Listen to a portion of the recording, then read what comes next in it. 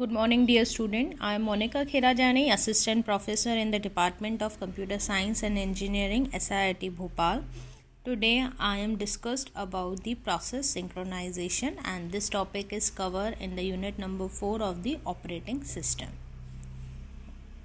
Now, what is the process synchronization? It is a technique which is used to coordinate the processes that use the shared data. Now, what does it mean? Okay? As we know that in our system, multiple processes are executed concurrently. Means what? And there are the two modes of the transfer of the processes are executed, that is the serial and the parallel mode. Serial mode means what? Where the one process can execute, then after the another process execute. But in the parallel mode, simultaneously two processes can be executed. ठीक है. Serial mode means क्या हुआ, जैसे आप ATM में जाते हो, ठीक है, तो वन एट अ टाइम सिर्फ एक ही बंदा कैश विड्रॉ डिपॉजिट कर सकता है, उसके बाद ही फिर दूसरा कोई आकर ATM में ट्रांजेक्शन्स परफॉर्म कर सकता है. तो this is a serial mode. ठीक है. मल्टीपल मीन्स एक साथ बहुत सारी चीज़ें एग्जीक्यूट कॉन्करेंटली हो रही हों. ठीक है. अब बेसिकली दो टाइप की प्रोसेसेस जो कि ऑपरेटिंग सिस्टम में यूज़ करते हैं. एक होती है इंडिपेंडेंट प्रोसेसेस, एक होती है cooperative processes. Independent processes are the those processes in which execution of one process does not affect the execution of the other. ठीक है. जैसे कि क्यों नहीं करता है, जैसे कि आप इन केस सपोज एग्जांपल के थ्रू समझ सकते हैं कि आप एक HDFC बैंक है और एक SBI बैंक. ठीक है. दोनों में अलग अलग आप ट्रांजेक्शन कर रहे हो, तो HDFC के जब ट्रांजेक्शन कर रहे हो तो उसका कोई इम्पैक्ट SBI के ट्रांजेक्शन्स पे नहीं पड़ेगा, because both are the independent processes. ठीक है. और they are not sharing anything. इनके बीच में कुछ कॉमन नहीं है, या दोनों सेम सर्वर तो नहीं यूज़ कर रहे. एक ट्रांजेक्शन में आप HDFC सर्वर का यूज़ कर रहे हो, दूसरे ट्रांजेक्शन में आप SBI का सर्वर का यूज़ कर रहे हो. तो कोई भी उसके अकाउंट में या कुछ भी इम्पैक्ट एक ट्रांजेक्शन किया, दूसरा ट्रांजेक्शन किया, तो कोई एक दूसरे पे डिपेंडेंट नहीं है. तो इन सारी प्रोसेसेस को भी ऐसे क्या बोलते हैं कि इंडिविजुअली प्रोसेसेस काम कर रही हैं. ठीक है. और किसी का लेना देना, तो these are the independent processes. ठीक है. क्योंकि ये दोनों पैरेलल प्रोसेसेस के अंदर ही आती हैं, मतलब सेम टाइमिंग पर ही कर रहे हैं, पर दोनों का इम्पैक्ट एक दूसरे पर नहीं पड़ रहा है, तो that is a independent process. ठीक है. कोऑपरेटिव प्रोसेसेस क्या होती हैं, जिनका एग्जीक्यूशन एक प्रोसेस का इफेक्ट करता है एग्जीक्यूशन ऑफ द अदर. ठीक है.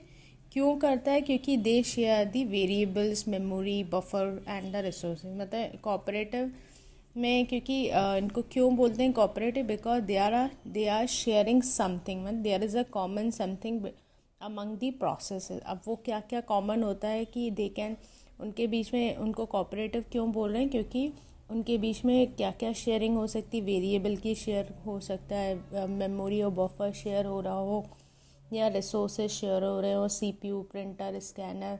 दो प्रोसेसेस हैं, दो से ज़्यादा प्रोसेसेस, कोड, दो तीन प्रोसेसेस सेम कोड को शेयर कर रही हूँ. तो इस टाइप की प्रोसेसेस को अपन क्या बोलते हैं, cooperative processes. Now question arise, what is the need of the process synchronisation. ठीक है. अब प्रोसेस सिंक्रोनाइजेशन का ज़रूरत कहाँ पर है, क्योंकि this is a mainly independent में क्योंकि कोई सिंक्रोनाइजेशन की ज़रूरत ही नहीं है. ठीक है. क्योंकि एक ट्रांजेक्शन मैंने अभी बताया कि इसमें कोई प्रॉब्लम नहीं होती. एक पूरी प्रोसेस एग्जीक्यूट हो गई, उसके बाद दूसरी प्रोसेस एग्जीक्यूट, यहाँ दोनों एग्जीक्यूट भी हो रही हैं, तो उनके बीच में कुछ कॉमन शेयरिंग नहीं है. तो ऐसी प्रोसेसेस में कभी भी कोई प्रॉब्लम क्रिएट नहीं होती है. तो process synchronisation is mainly use for the. तो सिंक्रोनाइजेशन ज़रूरत कहाँ पड़ती है, जहाँ पर कोऑपरेटिव प्रोसेसेस यूज़ होती हैं. ठीक है. क्योंकि कुछ ना कुछ वो शेयर करती हैं. इफ़ कोऑपरेटिव प्रोसेसेस यदि प्रॉपरली एग्जीक्यूट और सिंक्रोनाइज नहीं हुई, तो दे में क्रिएट दी प्रॉब्लम. ठीक है. अब इसको समझ सकते हैं एक एग्जांपल के थ्रू. ठीक है. अब अपन ने एक सिचुएशन कंसीडर की है जहाँ पर कोऑपरेटिव प्रोसेसेस यूज़ हो रहे हैं. मतलब कोऑपरेटिव का मतलब ही क्या है, वो कुछ ना कुछ शेयर कर रहे हैं. ठीक है.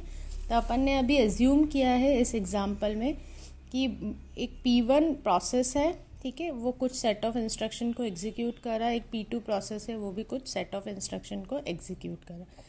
इनके बीच में अपन ने अज्यूम करवाया है कि वो दोनों प्रोसेसेस क्या शेयर कर रही हैं, वेरिएबल को शेयर कर रही हैं। ठीक है, तो इनिशियली वेरिएबल भी अपन ने एज्यूम कर लिया, उसका नाम क्या है, शेयर्ड वेरिएबल। ठीक है, अब P1 जब प्रोसेस अपन ने स्टार्टिंग में एक प्रोसेस जो कि शेयर्ड वेरिएबल है उसको वो इंक्रीमेंट कर रही है और दूसरा प्रोसेस उसी शेयर्ड वेरिएबल को डिक्रीमेंट कर रहा है। ठीक है, तो अपन ने एज्यूम कर लिया 5, शेयर्ड की वैल्यू इनिशलाइज कर ली 5। ठीक है, जब P1 प्रोसेस एग्जीक्यूट हो रही है तो शेयर्ड की वैल्यू जो 5 है किसको असाइन हो जाएगी, x में। ठीक है, x प्लस प्लस मीन्स अब 5 से क्या हो जाएगा 6। अब क्या हो गया स्लीप वन का मतलब क्या है कि ये प्रोसेस अब 1 सेकेंड के लिए स्लीप हो जाएगी। ठीक है, तो अब CPU प्रोसेस तो स्लीप हो गई क्योंकि इस प्रोसेस को एग्जीक्यूट कौन कर रहा है, CPU कर रहा है, तो प्रोसेस 1 सेकेंड के लिए स्लीप मोड में चली गई। ठीक है, पर CPU तो आइडली नहीं बैठ सकता है, तो CPU क्या करेगा, सीधा जो कॉन्करेंटली दूसरी प्रोसेस चल रही है वहाँ पर वो जंप कर देगा। ठीक है, और इधर तक की सारी इंस्ट्रक्शन स्लीप 1 तक की इस प्रोसेस की पूरी प्रोसेस कंट्रोल ब्लॉक में स्टोर हो जाएगी, जिसे अपन बोलते हैं कॉन्टेक्स्ट स्विचिंग। ठीक है, ये पूरा कॉन्टेक्स्ट स्विच हो गया, उधर स्टोर हो गया। जैसे ही फिर से जब प्रोसेसर वापस आएगा तो उसकी नेक्स्ट इंस्ट्रक्शन से वो इंस्ट्रक्शंस को एग्जीक्यूट करेगा, पहले वाली चीज़ों को नहीं करेगा। जहाँ तक PCB में जितनी भी इंस्ट्रक्शन एग्जीक्यूट हुई वहाँ तक का पूरा रिकॉर्ड उसमें रहेगा। ठीक है, अब जैसे ही स्लीप 1 हुआ तो ये CPU किसको अलॉट हो जाएगा, दूसरी कॉन्करेंटली जो प्रोसेस चल रही थी। अब इसमें भी अपन ने शेयर्ड वेरिएबल की वैल्यू अपन ने क्या ली थी 5 किस में असाइन हो जाएगी, y में। ठीक है, अब इस y को अपन क्या कर रहे हैं, डिक्रीमेंट कर रहे हैं, मतलब 5 से अब क्या हो गया 4। अगेन ये भी प्रोसेस स्लीप मोड में चली गई।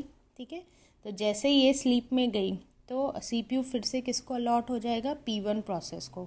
ठीक है, तो पहले क्या था 6 आ गई थी वैल्यू, अब ये 6 किस में चली जाएगी, शेयर्ड में। ठीक है, तो ऊपर जो अपन ने कॉमनली बनाया 5 को काट के मैंने क्या लिखा 6।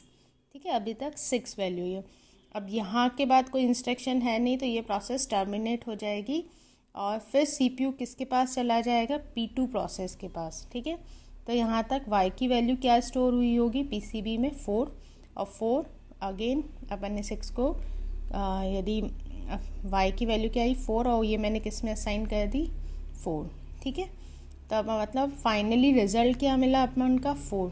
क्या ये आप बताइए कि ये सिचुएशन में आंसर क्या होना है, यदि मैं किसी वैल्यू को इंक्रीमेंट कर रही हूँ 1 से फिर उसी को डिक्रीमेंट कर रही हूँ 1 से, तो मतलब उस केस में सेम आना चाहिए। यदि मैंने 5 एज्यूम किया शेयर्ड वेरिएबल, उसको मैंने 6 यदि इंक्रीमेंट किया, ठीक है, और उसी वेरिएबल को फिर से मैं डिक्रीमेंट कर रही तो मेरा आंसर अभी क्या आना चाहिए था 5, पर इधर आंसर क्या आ रहा है 4। इसका मतलब ये these two processes are not properly synchronised.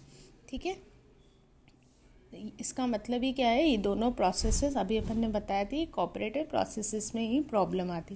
तो this is a problem when variables are shared among the two processes.